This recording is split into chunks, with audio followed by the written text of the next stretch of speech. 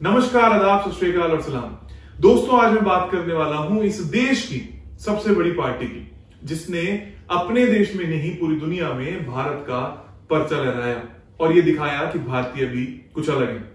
मैं बात करने वाला हूं नरेंद्र दामोदर दास मोदी जी की, नमो की, और वो कैसे उनकी न्यूमरोलॉजी अपने भारत को, अपने देश को रिप्रेजेंट करती है।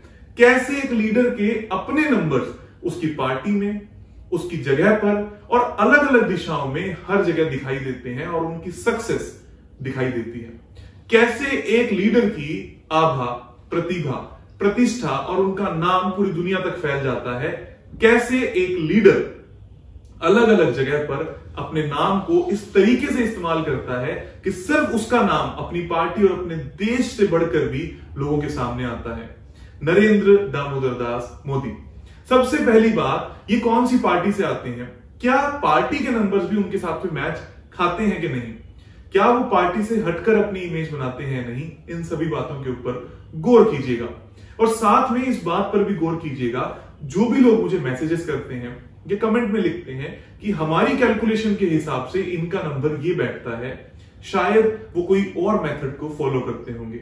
विद ड्यू रिस्पेक्ट, अगर आपका मेथड देश के या दुनिया के टॉप सक्सेसफुल लोगों के साथ में मैच नहीं होता तो आपको देखने की सख्त जरूरत है।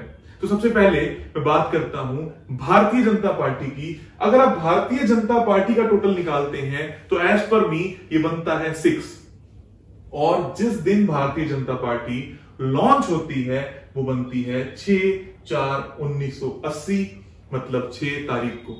तो भारतीय जनता पार्टी जिसका टोटल 6 बनता है और जो 6 तारीख को लॉन्च होती है, वो पार्टी कामयाब तो होगी ही होगी, क्योंकि एज पर मी आपके नेम नंबर्स अगर कैलकुलेटिव हैं और सही हैं तो आपकी कामयाबी आपके कदम चूमती है ही। अब मैं बात करता हूं नरेंद्र मोदी जी की। तो नरेंद्र मोदी जी कहां से उन्होंने अपनी शुरुआत करी? आरएसएस से। आरएसएस का टोटल बनता है 8। अब आप ये बोलेंगे कि आरएसएस और भारतीय जनता पार्टी में आपस में कोई सिंक्रोनाइजेशन नहीं है। वो सिंक्रोनाइजेशन आपको दिखेगा जब आप इसको कैलकुलेट करेंगे राष्ट्रीय स्वयंसेवक संघ और उसकी लॉन्च डेट के साथ में। बट मेरा आज का विषय है देश के प्रधानमंत्री नरेंद्र दामोदर दास मोदी जी। तो उनका कैसे कैलकुलेशन आपको दिखाई देता है? नरेंद्र मोदी जी की जो डेट ऑफ बर्थ है वो है 17/9/1950। इसका टोटल बनता है 8 और 5। जैसा कि मैं आपको हर बार इस बात पे फोकस डालने की कोशिश करता हूं कि किसी के भी नंबर कोई भी बात करते हो, लेकिन वो सिंक्रोनाइज अगर नहीं हो तो प्रॉब्लम क्रिएट करेंगे। नरेंद्र मोदी जी का जो नंबर है वो बनता है 5, जिनकी टोटल डेट ऑफ बर्थ का नंबर बनता है 5।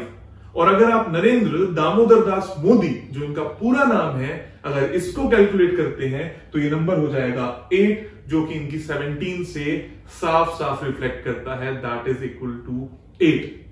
दोनों ही नाम अपने डेट ऑफ बर्थ के साथ में इक्वली सिंक्रोनाइज हैं। अगर वो सिंक्रोनाइज ना होते तो शायद ये सक्सेस देखने को नहीं मिलती।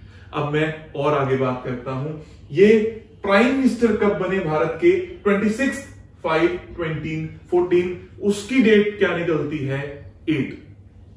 8 आरएसएस, 8 नरेंद्र मोदी, 8 उनका नाम, 8 उनकी डेट ऑफ बर्थ, और 8 तारीख को ही वो बनते हैं हमारे देश के प्रधानमंत्री। और साथ में जो नाम उनका पूरी दुनिया में फेमस हुआ, नमो, उसका टोटल बनता है 8। और जो उनकी पूरी दुनिया में छवि है एक सच्चे भारतीय इंसान की। बहुत सारे लीडर हमारे देश में हुए, बहुत सारे प्रधानमंत्री हमारे देश में हुए। किसी ने अपनी पार्टी को रिप्रेजेंट किया है, किसी ने अपने देश को। और नरेंद्र मोदी जी भी जो परछाई छोड़ते हैं वो छोड़ते हैं एक सच्चे भारतीय की, जिसको कहते हैं इंडियन। इंडियन शब्द को भी अगर आप कैलकुलेट कर लेंगे तो वो बन के आएगा 8। और इस तरीके से उनकी छवि हम सबके दिमाग में, दुनिया के दिमाग में और उनके मन में रिफ्लेक्ट करती है। और 8 नंबर भी इस बात को दर्शाता है कि वो प्रयासरत रहेंगे, हमेशा एक्शन में रहेंगे, हमेशा मेहनत करते रहेंगे और हमारे देश का साथ देते रहेंगे। इस तरीके से न्यूमरोलॉजी अलग अलग लेवल पर आपको हर वक्त दिखाई देती है, बशर्ते आप देखना चाहें।